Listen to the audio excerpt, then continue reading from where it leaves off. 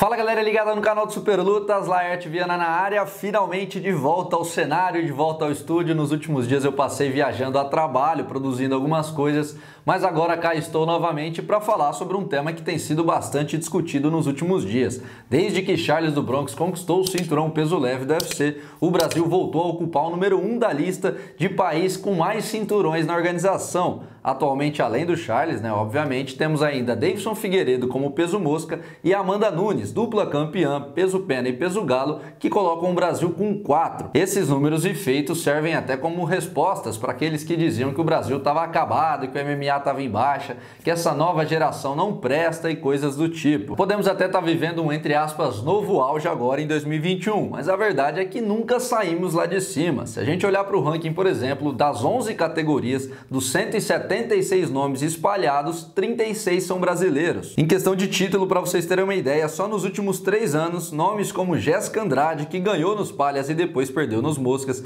Jennifer Maia, Marlon Moraes, Rafael dos Anjos, José Aldo, Borrachinha, Thiago Marreta, Gilbert Durinho, todos esses tiveram a chance de ganhar o cinturão. Embora eles não tenham vencido, estavam lá no topo, representando literalmente a um passo da glória. Até se a gente olhar para fora, por exemplo, no Bellator, que é a segunda maior organização do mundo, 5 cinturões são nossos. Chris Borg no peso pena, Ju Velasquez no peso mosca, Patrício Pitbull, campeão peso leve e peso pena, e Douglas Lima, campeão dos meio médios. No entanto, eu compreendo que 2 motivos possam causar essa falsa impressão nos mais desatentos, em quem olha mais de longe. Primeiro é a globalização. No começo da década passada, por exemplo, basicamente Brasil e Estados Unidos dominavam tudo, salvo algumas raras exceções. Enquanto hoje em dia temos visto os mercados que antes não eram tão aquecidos em alta, com nomes lá no topo. Mercado russo, mercado asiático e principalmente o mercado nigeriano, que vem ganhando bastante destaque. Até os europeus, que antes eram poucos, hoje fazem barulho, com Jiri Prochazka, Cyril Gane, Darren Till, Marvin Vettori e companhia. Um segundo motivo pode ser também a famosa troca de bastão, a geração sendo renovada, aqueles nomes conhecidos, medalhões, que furavam a bolha, que eram nacionalmente conhecidos,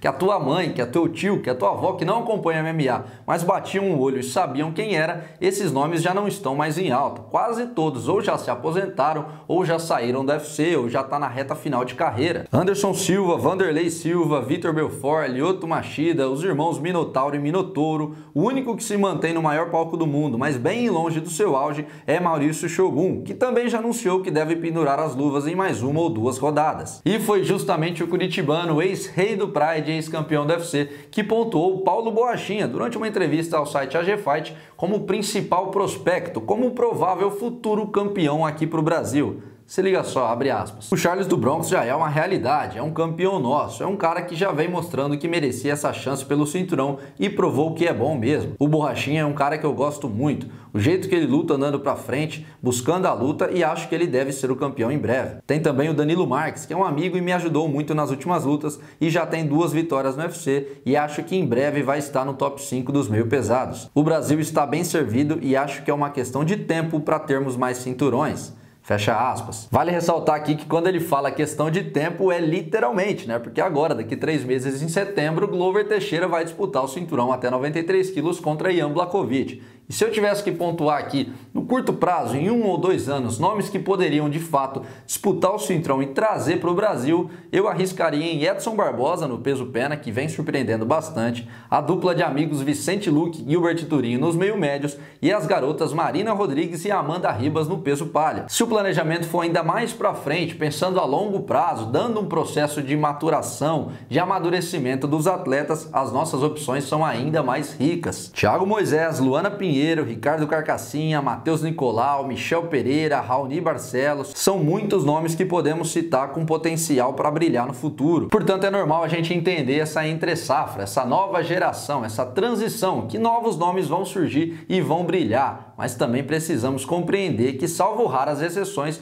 o processo é feito de tropeços, derrotas, caminhos, recomeços. É normal, faz parte do esporte e o Charles do Bronx está aí para provar. Os heróis da primeira geração, como Vanderlei Silva, Minotauro, Anderson Silva, entre outros, também tropeçaram em suas respectivas caminhadas. A diferença é que a pressão naquela época era diferente, A mídia, a exposição, o contato com os fãs não era da mesma forma. O esporte, o mundo evoluiu, então é natural que hoje a cobrança seja um pouco maior. Enfim, falei tudo isso aqui para dar a minha opinião de que eu acho que o Brasil está sim muito bem representado e que os títulos não vão parar por aí. Tem muita coisa boa, pelo menos é o que eu acredito, nos próximos meses, nos próximos anos. É uma geração bem talentosa e quero saber o que vocês acham. Concordam comigo ou falei muita besteira? Coloque aqui embaixo, quero saber a opinião de todos vocês. E lembrando, hein, como sempre, nos próximos dias, muitas entrevistas exclusivas, algumas já gravadas, outras marcadas. Tem muito bate-papo que eu vou trazer aqui para vocês, então é importante se inscrever, ativar o sino, deixar o like, tudo aquilo que vocês sabem que é preciso fazer